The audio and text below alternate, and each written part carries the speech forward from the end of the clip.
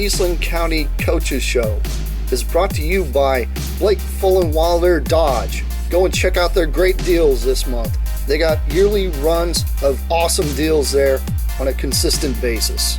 So go check them out in Eastland, Texas.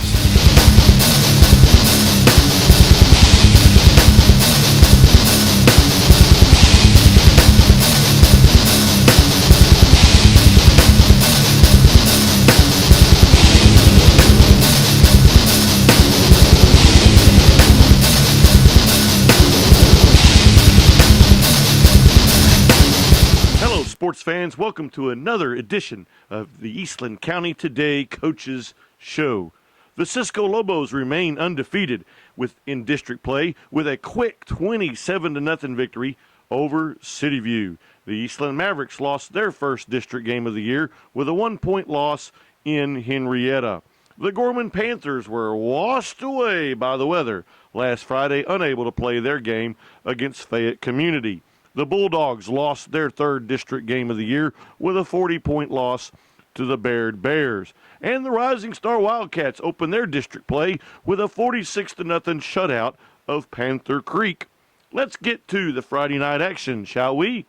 The Cisco Lobos defeated the Wichita Falls City View Mustangs 27-0 in a rain-shortened contest. Lightning forced a quick ending at halftime. Dustin Ferguson had a pick six. He played the screen pass well, intercepted the pass, took it to the house for 6 points. The defense goes 2 more quarters without allowing a score. Let's see what Coach West has to say. Coach West, thanks for your time this morning. Let's talk just briefly about Friday evening's game, a rather quick game, maybe one of the quickest games you've coached in. I'm not real sure. One of the quickest I've been involved in. I think 13 offensive plays. Give us your impression. Obviously, you didn't see a whole lot, but give us your impression of the game from Friday night. Well, there certainly wasn't much to grade. That next Saturday morning, we didn't run too many plays, 13 offensive plays, but we did okay. We only had one turnover and really one misread offensively that I would consider being not too good. And then defensively, we did a good job containing the running back for the few plays that we were in the game. And I thought our D-line did an exceptional job for the first half, and we got better. It's just we just didn't get in shape. We didn't get real football exercise under our belt where we're ready to play in a tough 4-quarter game. And my fear is we've done that now for 3 weeks. So a little bit worried about just our football shape at this point. Yes, sir. And in fact, I believe, was it Dustin Ferguson scored on an interception, pick six, first defensive touchdown of the year, I believe? He did. Dustin did a good job of recognizing the screen, and he wasn't alone. All 4 defensive linemen recognized that screen and retraced, and Dustin was the one fortunate enough to have the interception and return it for a touchdown. All right, Coach, this Friday evening you go to Jacksboro to face off against the Tigers. What have you seen from the Tigers, and how do you think they're going to challenge the Lobos this Friday evening? Jacksboro is a young team, but they're a young, talented team. They do make some young mistakes, but they do have true talent coming. A sophomore quarterback that's getting better every single week. They have some speed at receiver. They have a running back that can get loose. They're a little banged up on their offensive line, but from what I understand, they're going to get a few of those guys back. They're definitely one of those teams that can hang in there and beat a good football team, and especially Cisco traveling to Jacksboro in possibly wet conditions. We definitely have got our hands full Friday night. Hey, Coach. Thanks, Coach West. The Cisco Lobos will take on the Jacksboro Tigers this Friday evening in Jacksboro. Kickoff is 7:30. Let's now move to Eastland, where the Mavericks fell just short on a 2-point conversion and lost to the Bearcats by 1, their first district loss, their first loss overall of the year. Before getting injured, quarterback Josh Gosnell passed 27 times, completing 17 of those passes for 185 yards. He also carried the ball 14 times for 33 yards. What an exciting finish to the game. Unfortunately, Hayden Carr just falling short on that 2-point conversion. Let's see what Coach Watkins had to say. Coach Watkins, thanks for your time this morning. Let's talk about Friday evening just real briefly. You suffer your first district loss Friday night in Henrietta. Coach, tell us a little bit about what you saw from the sideline. Oh, well, we knew going in Henrietta was a really good football team, and we were going to have to play good to win. And we made some mistakes that they were able to capitalize on and weren't able to finish drives. And just didn't play our best football. And if we go on the road and play a really good football team and don't play our best football, we're not going to win. And we got to go out and compete and play our best every Friday night. And that's what we're going to try and do from here on forward.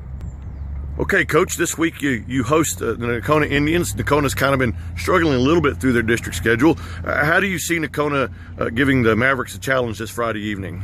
Well, we've talked to our kids about we've got to worry about the Mavericks and not who we play on Friday night, and because we kind of control what we do. We do, and we talk to our kids about control what we can control, and we can just control how we play, our effort and our attitude, and we haven't played our best football the last 2 weeks.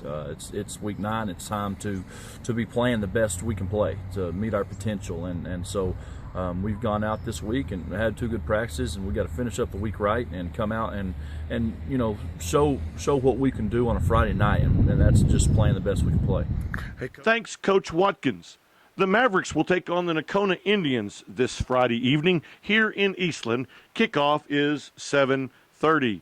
Let's now move down to Gorman, where the Panthers, as mentioned earlier, were washed out last Friday. The field in Jonesboro took on a lot of rain. It just wasn't in playing in condition, and so the game with Fayette Community Sports Association unfortunately had to be canceled. We would hear from Coach Williamson, but unfortunately he had prior commitments today, and so let me just share with you their next game, which is also their last game this Saturday. The Panthers will take on Capital City Christian. They're from the Georgetown area this Saturday. Now, there has been a time change and a field change.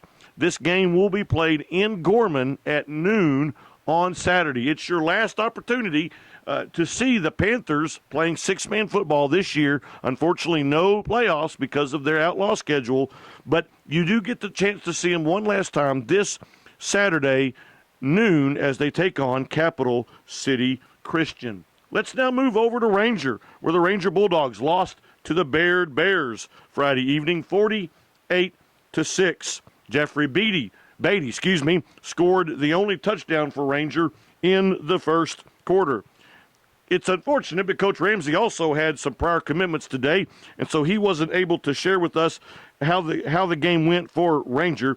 So let me just share with you Ranger's upcoming game. It's their 4th district game. They're traveling to Perrin-Witt. There has also been some changes with this game as well due to the upcoming weather or expected weather. This game has been moved to Thursday evening at 7 o'clock. It's in Perrin-Witt. That hasn't changed, but the time has changed. The date has changed. Ranger plays Perrin-Witt in Perrin-Witt, 7 o'clock Thursday. All right? Our last stop today is, of course, Rising Star.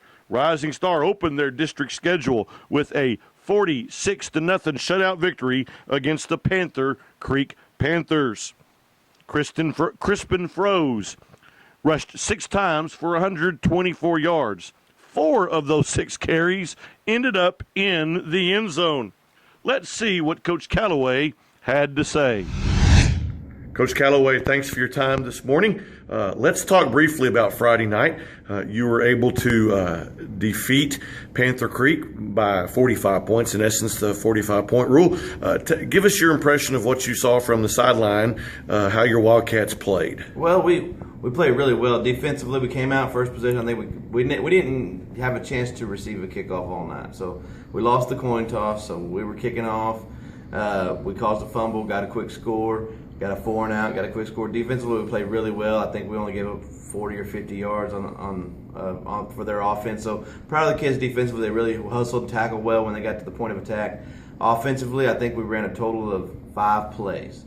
So playbook wasn't too exposed this week, which was, it's nice to be able to do that.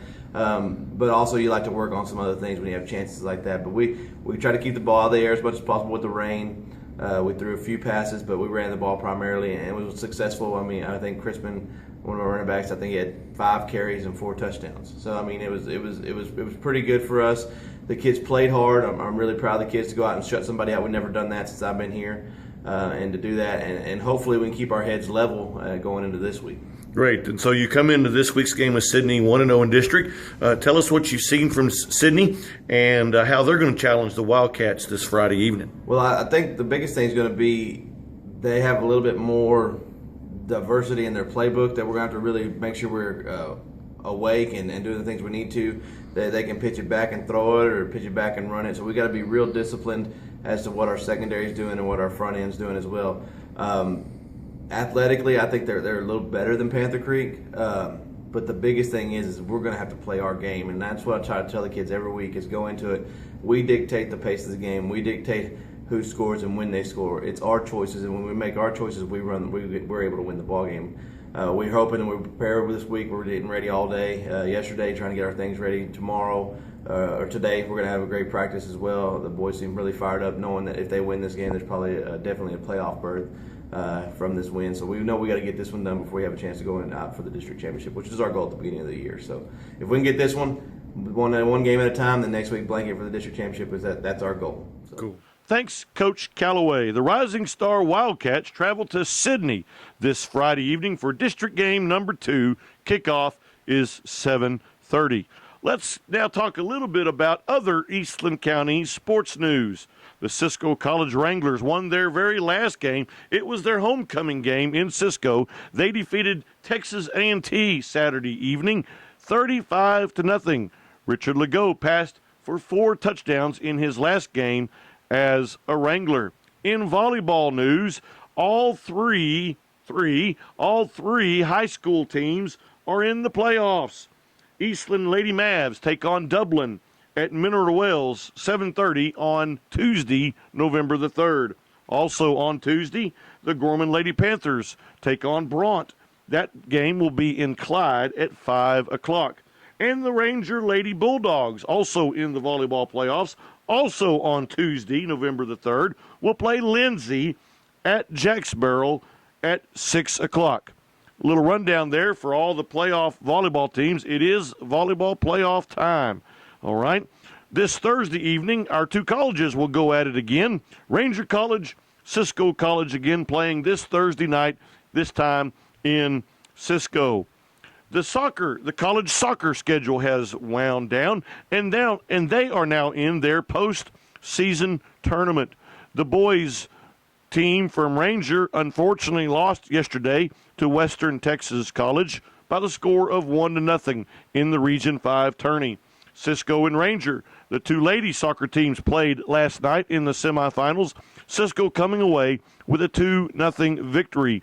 And so Cisco earns a shot at the Region 5 championship. That will be against the Hill Lady Rebels Saturday at Chesley Field at 5 o'clock.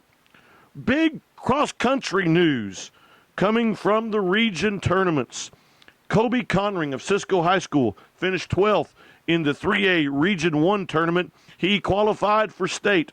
Also, out of Rising Star High School, Matthew Lawrence, he finished 5th in his region, and so he is going to state.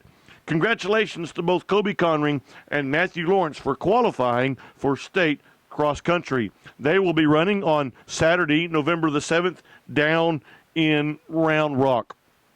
For more details, summaries, and photos of all our fall sports, please pick up a copy of the Eastland County Today on Thursday at your local newsstand. This has been Stephen Forrester, your Eastland County Today sports editor. Make some wonderful memories this week. God bless you.